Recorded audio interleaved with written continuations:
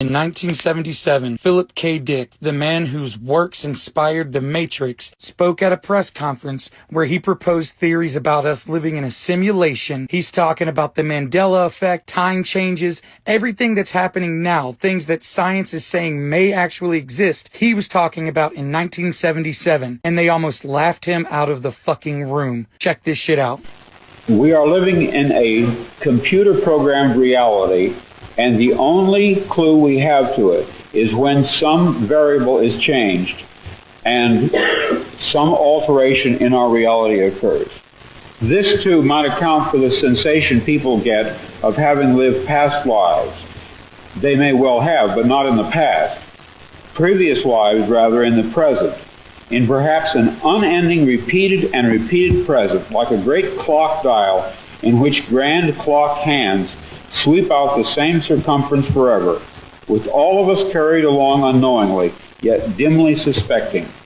But I doubt if we will ever be able in any real fashion to demonstrate, to scientifically prove that such lateral change processes do occur. Probably all we would have to go on would be vestiges of memory, fleeting impressions, dreams, nebulous intuitions that somehow things had been different in some way, and not long ago, but now.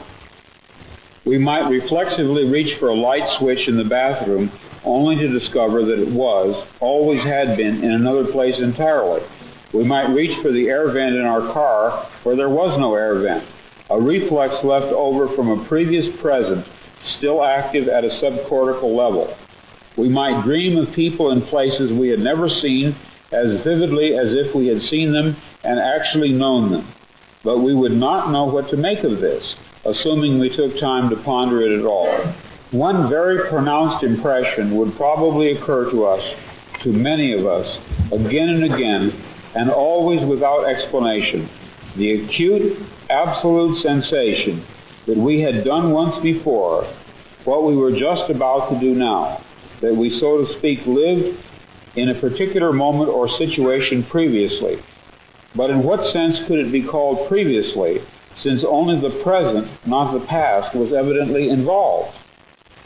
We would have the overwhelming impression that we were reliving the present, déjà vu, perhaps in precisely the same way, hearing the same words, saying the same words. I submit that these impressions are valid and significant, and I will even say this: such an impression is a clue that at some past time point a variable was changed, reprogrammed as it were, and that because of this an alternative world branched off, became actualized instead of the prior one, and that in fact, in literal fact, we are once more living this particular segment of linear time.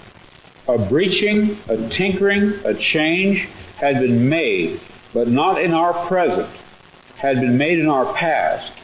Evidently, such an alteration would have a peculiar effect on those persons involved. They would, so to speak, be moved back one square or several squares on the board game which constitutes our reality.